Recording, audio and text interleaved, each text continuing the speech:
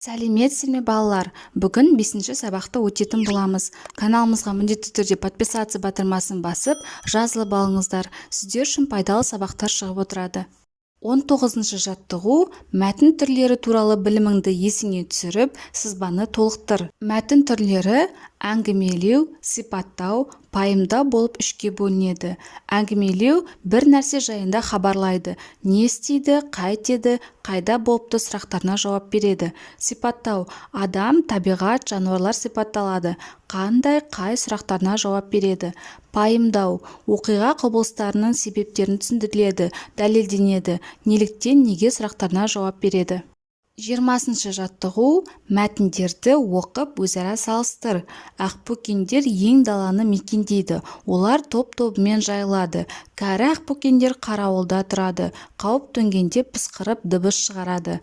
Ақбөкен қойға ұқсайды, бірақ оның басы үлкен, тұмсығы жалпақтау, артқы аяқтары қысқалау, көздері мөп-мөлдір. Мәтін түрін анықта. Қайсысы әңгімелеу мәтіні, қайсысы сипаттау мәтіні екенін дәлелде. Оң жағындағы мәтін әңгімелеу түріне жатады. Себебі не істейді деген сұраққа жауап береді. Сол жағындағы мәтін сипаттау мәтініне жатады. Себебі қандай деген сұраққа жауап береді.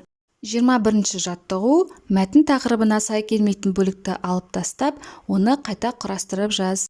21-ші жаттығудың бірден дұрыс жауабын жазайық.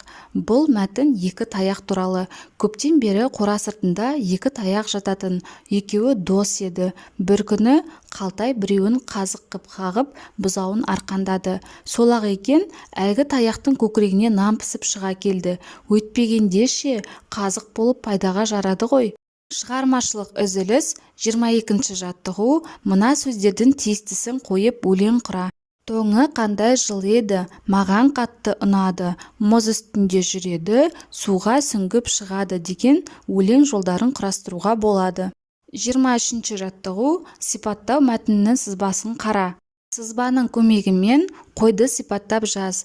Ол үшін оның ерекше белгілерін санамалап көрсет. Мінез қасиеті жуас, бойы аласа, ерекше белгісі жүні қалың. Сипаттау мәтіні заттың белгісі, мінезі жуас, түрі түсі ақ, қара, ала, бойы аласа, ерекшелігі жүні қалың, бұйра. Осымен біздің сабағымыз аяқталды. Каналымыз пайдалы болған болса, міндетті түрде лайк басып, тіркеліп алыңыздар.